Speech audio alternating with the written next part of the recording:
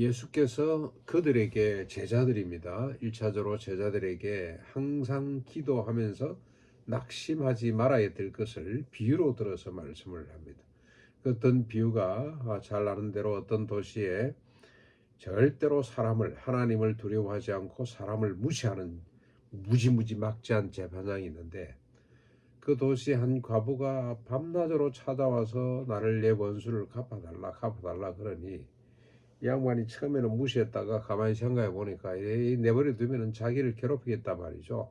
그래서 그 원수를 그의 원한을 풀어 주었다는 이야기를 합니다. 그러면서 6절에 불의한 재판장도 이렇게 한다면 하물며 하나님께서 밤낮 부러짓는 택하신 자들의 원한을 풀어주지 않겠느냐는 겁니다. 그들에게 오래 참으시겠느냐? 내가 너희에게 이르노니 속히 그 원한을 풀어줄 것이다. 그런데 인자가 올 때에, 종말의 때입니다. 그렇죠? 종말의 때에 세상에서 이런 믿음을 내가 볼 수가 있겠느냐? 이렇게 밤낮으로 와서 간청하는, 자신의 원한을 풀어달라고 기도하는 자를 내가 볼 수가 있겠느냐는 겁니다. 일단 하나님은 그의 백성의 간절한 기도를 반드시 들어주시는 분입니다. 근데 뭘 들으시는가? 어떤 기도를 들으시는가? 성도가 간절히 하나님 앞에 밤낮으로 부르셔야 될 기도의 내용이 뭡니까? 원한으로 되어 있죠. 택하신 자들의 원한을 풀어주지 않겠느냐고 했는데, 이 원한이, 이 번역이 저는 정말 잘못됐다는 생각이 듭니다. 정의입니다. 정의. justice. 정의라. 예. 뭔가 정의롭게, 이 정의라는 것은 자기 자신에 대한 정의도 있고요. 그 다음에 타자에 대한, 사회에 대한, 역사에 대한 정의도 있습니다. 이걸 풀어달라고. 자기 자신에 대한 정의는 뭐겠습니까? 하나님, 내 속에 미운 감정이 있습니다. 이걸 해결해 주십시오. 내 속에 가난한 사람을 무시하는 마음이 있습니다. 자꾸 고지를 향하고 중심으로 향하고자 하는 욕망이 내 속에 들끓고 있습니다. 하나님, 이거 언제 좀 어떻게 해 주십시오. 내 속에, 나는 지금 집이 한 채 있는데 또 다른 집을 갖고자 지금 또 청약 투기하려고 합니다. 하나님, 언제쯤 나는 여기에서부터 욕망으로부터, 더 갖고자 하는 욕심으로부터 자유할 수가 있나요? 왜 더 갖고자 하는 이 욕심으로부터 자유해야 됩니까? 다른 사람이, 내가 더 많이 가지면 다른 사람이 그만큼 갖지 못하기 때문에 정의롭지 못하는 거죠.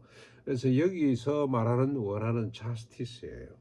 이걸 잘못 해석해 가지고 자기가 욕망하는 걸 막 하나님 앞에 때를 쓰면 된다고 그렇게 우리가 알고 있는데, 전혀 본문하고 연관이 되지 않는 엉터리 해석입니다.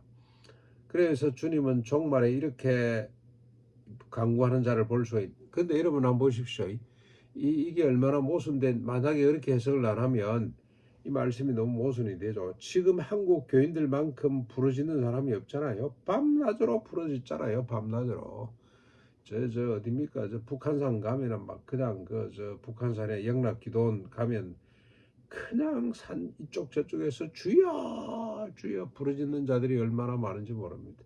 한국 교회만큼 부르짖는데 뛰어난 교회가 세상에 없을 겁니다. 그런데 주님은 믿음을 보겠느냐?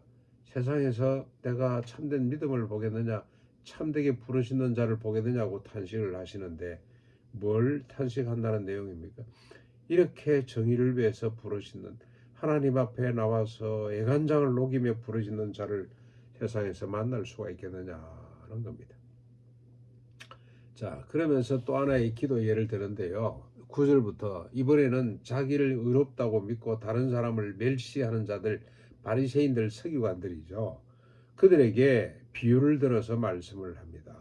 기도에 대한 비유입니다. 어떤 기도냐? 두 사람이 기도하러 성전에 올라갔는데, 하나는 바리새인이요, 하나는 세리입니다. 바리새인은 따로 멋있는 데 서서 기도합니다. 큰 소리로 기도했겠죠. 하나님이여, 나는 다른 사람들, 저 토색하는 자, 불의하는 자, 간음하는 자들과 같지 아니하고 저기 있는 저 세리와도 같지 아니한 것을 감사합니다. 나는 일일이 2번씩 금식을 하고 또 소득의 11조를 드립니다. 그랬더니 저 세리는 멀리 서서 감히 눈을 들어 하늘을 쳐다보지도 못하고 가슴을 치면서 이럽니다. 하나님 불쌍히 여기소서. 나는 죄인으로소이다. 그런데 너희에게 이르노니, 지금 예수님 말씀이죠. 저 바리새인이 아니고 이 세리가 의롭다 하심을 받고 그의 집으로 돌아갔느니라. 무릇 자기를 높이는 자는 낮아지고 자기를 낮추는 자는 높아지게 될 것이라고 말씀을 합니다. 바리새인들 기도 열심히 하는 사람입니다. 대단히 종교적인 사람입니다. 자기의 의를 부지런히 정확히 드러내는 기도를 올리고 있습니다.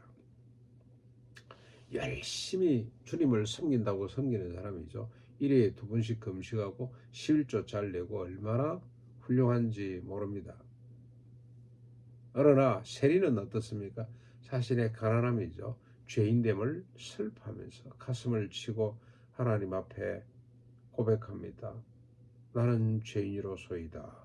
불쌍히 여겨 주십시오. 결과가 어떻습니까? 바리새인이 아니고 세리가 의롭다 인정을 받고 집으로 돌아갔죠.